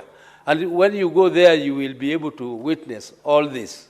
Because it is not just on the land that we border with Uganda. We also border with Uganda in the waters of Lake Victoria. Busia borders with Uganda in the waters of Lake Victoria. And there are so many islands. Some of them we are claiming are ours. I don't want to mention them to create a problem with our neighbors. But I know they are, where the people who are living there are people from Kenya, there are people from Busia who are living there. But Mr. Speaker, that notwithstanding, there is also a cross-border. There are tribes and clans who live across the border. If you, for instance, Mr. Speaker, the brother of Mudia Wuri was a presidential candidate in Uganda, and Mudia Wuri was the vice president of Kenya. because the Samias are Samias both on the Uganda side, and they have MPs from this other side. So when we go there, we are going to understand the people. And the people there are very good. Those who are concerned, my brother from Kiambu was concerned about security. His own people are living there. There are a lot of them. When he goes there, he will find them. So how do they live there safely? And he wants to feel unsafe when he goes there. Mr. Speaker, I think the decision of the Senate to be taking this Senate machinani is a very, very wise decision, Mr. Speaker, because you cannot understand the people without interacting with them. When you interact with them, very well. I think when we get to Busia, you should be the first senator to give us that history as we settle down to start our work there. Senator Veronica Waheti Duati. Honorable Speaker, thank you for the opportunity. The Senate represents the counties and serves to protect the interests of the counties and their governments. There is no better program for Senate to undertake than to go to Senate Mashinani and to make efforts to reach out to the 47 counties. The rich experience we had in Turkana County, the last time that we had Senate Mashinani, was proof of the fact that Senate should actually find ways and means and reasons to sit in the counties and understand exactly what the counties need. And that's why I'm quite looking forward to being in Busia County, and I look forward to experiencing the rich cultural heritage that is in Busia County, fronted by the Luya and the Teso communities, a rich agricultural county which has sugarcane as its commercial farming, a crop which I believe has now brought a smile to the farmers in Busia, and I'm sure Senate will be happy to receive the feedback, especially because the payment of sugarcane has been revamped by the government. And I know that they have good feedback on whether devolved agriculture is working, especially in the sugarcane farming, which has been brought very many issues of contention before, but which now must have given a smile to the farmers in Busia.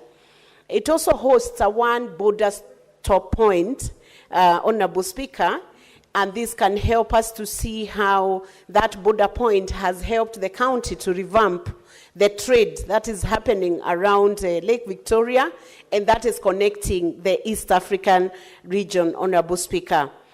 I cannot imagine what would happen if Senate was to make visits to different counties, also like Murang'a County, Honorable Speaker, to see how the devolved functions are working, especially the hospitals, Honorable Speaker.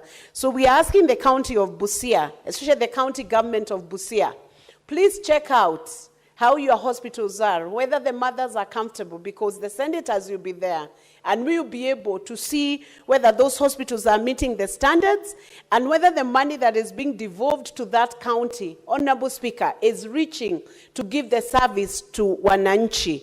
Honorable Speaker, I hope Senate will be able to combine some of the functions that are done by committees like Pick and Park to be able to see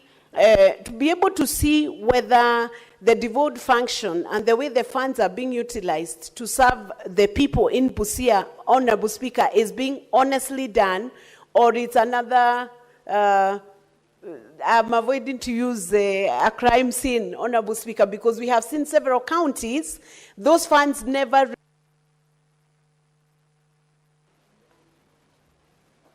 There was time limitation of 3 minutes.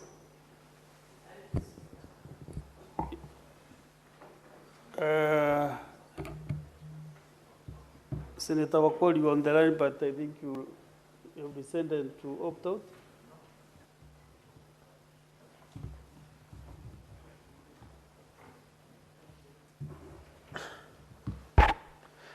Asante Mheshimiwa Spika kwa nafasi hii ambayo umenipa ili niweze kuchangia sababu ambazo ninaunga mkono hoja ya kwamba Bunge la Senate liwe na vikao katika gatuzi la Busia kwa sababu watu wa Busia, Mheshimiwa Spika, kama kaunti nyinginezo katika serikali na nchi ya Kenya, kaunti hii ina haki ya kukaribisha wageni kutoka pembe mbalimbali waje wajionee tamaduni na itifaki zote zinazohusisha watu wa Busia. Mheshimiwa Spika, Busia ni kaunti ambayo ina tabaka mbalimbali. Mheshimiwa Spika, kuna jamii ya Batura, Bukusu, Teso, Wajaluo, Wakikuyu, wote wako katika eneo la Busia. Mheshimiwa Spika, unapoangalia eneo la Busia, Mheshimiwa Spika, ni eneo ambalo lina vivukio vya mpaka kadhaa. Mheshimiwa Spika, kuna Malaba, Busia na eneo la Mlwanda. Mheshimiwa Spika, eneo la Busia kama jinsi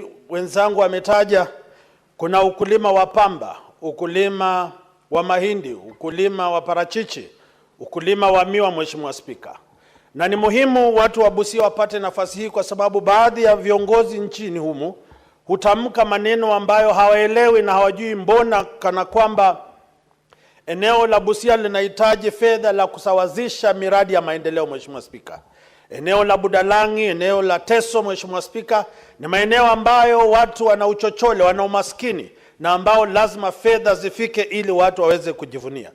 Kwa mapana na marefu, Mheshimiwa Spika, eneo bunge ama maeneo ya Busia, Busia linapakana na kaunti ya Kakamega, kaunti ya Bungoma na kaunti ya Siaya. Mheshimiwa Spika, hivi kwamba mnapokuja katika kaunti ya Busia, mnaweza pata starehe ama kubugia tembo katika kaunti ya Bungoma, mnaweza pata vitumbuizi. Mheshimiwa Spika, vitu vya kusisimua miili yetu na hamu ya kujua kwamba Bungoma vile vile kuna Wabukusu, kuna Abateso, kuna Batura, kuna Wasabot, kuna na watu kule Chebiuk. Mheshimiwa Spika, ambao kuna eneo la asali na maziwa. Mheshimiwa Spika, kule Chebiuk, Mheshimiwa Spika, kuna maeneo ya upanzi wa viazi, upanzi wa kahawa na vile vile ukulima wa ng'ombe. Hivi ni kuambia Wakenya kwamba takapoenda katika eneo la Busia waje wakijua kwamba vile vile wana shida ambazo lazima zitatuliwe.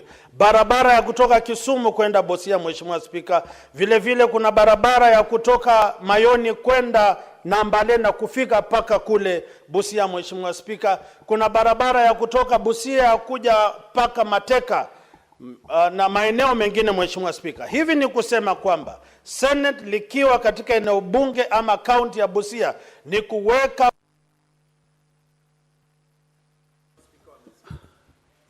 Now, having no other senator now wishing to contribute, I request the mover to reply.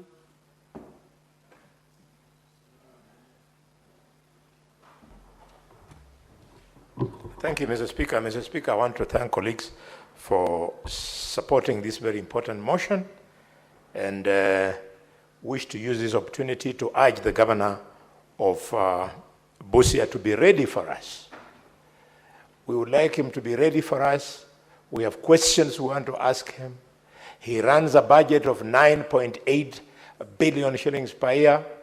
Mr. Speaker, as a son of that region, I'm not happy that I don't see the evidence of the 9.8 billion shillings on the ground in Busia. We owe it to our people. And therefore, the governor will be urging you, you have to think of how to open the economy of Busia.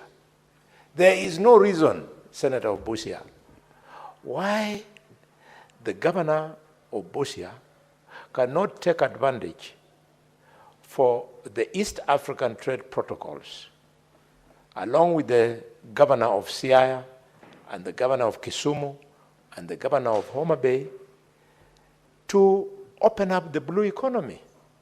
If they open up the blue economy, we are going to see the economy of Seaport opening up.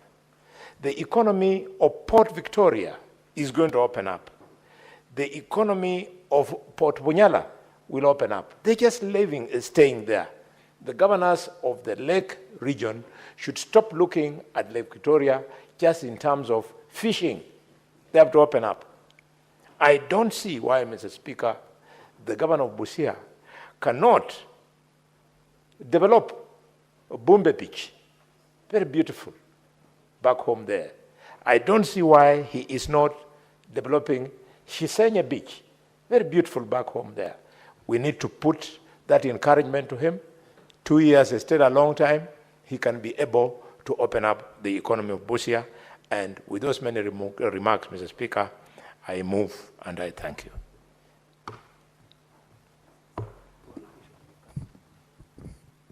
So, for the voting. Clerk, do you have quorum to put the question? Mr. Speaker, with your permission, when I look around the House, the numbers are not good for voting. I move that you defer putting of the question until another date. Thank you, Mr. Speaker.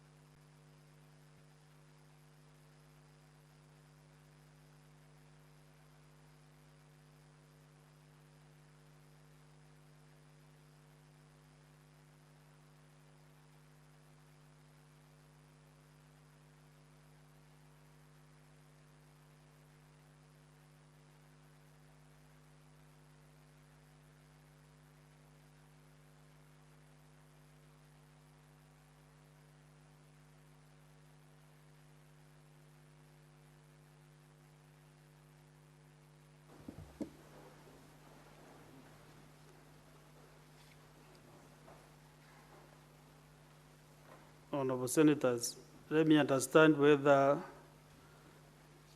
there is a senator who has been assigned by Senator Andy Okech. Maybe Senator Chere has been assigned by or requested by Senator Okech. Don't believe for him?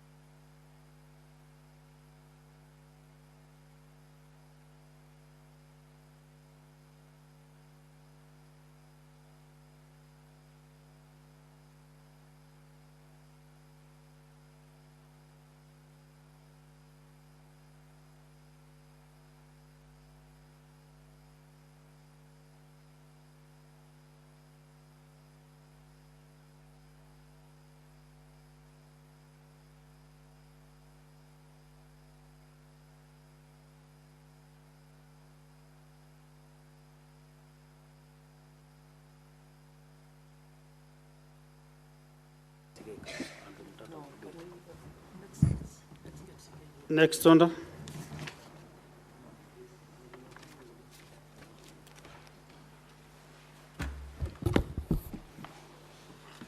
Order number 10, Committee of the Whole, the Creative Economy Support Bill, Senate Bills number 30 of 2024.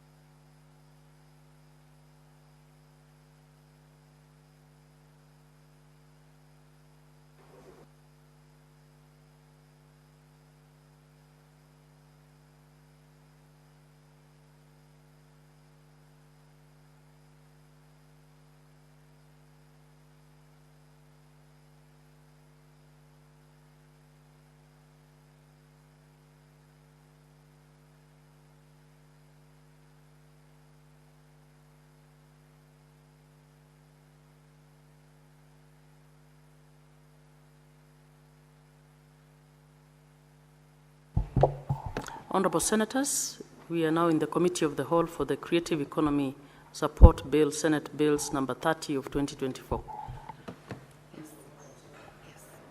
Senator Cherargei, what's your point of order? Madam Chair, I stand on Standing Order 41 that if you look around the House, there is no quorum as provided for by the standing orders. I thank you, Madam Chair.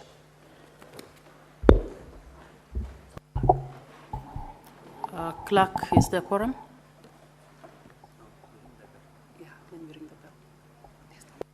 There is no quorum. Sergeant at Arms, can you ring the bell for 10 minutes?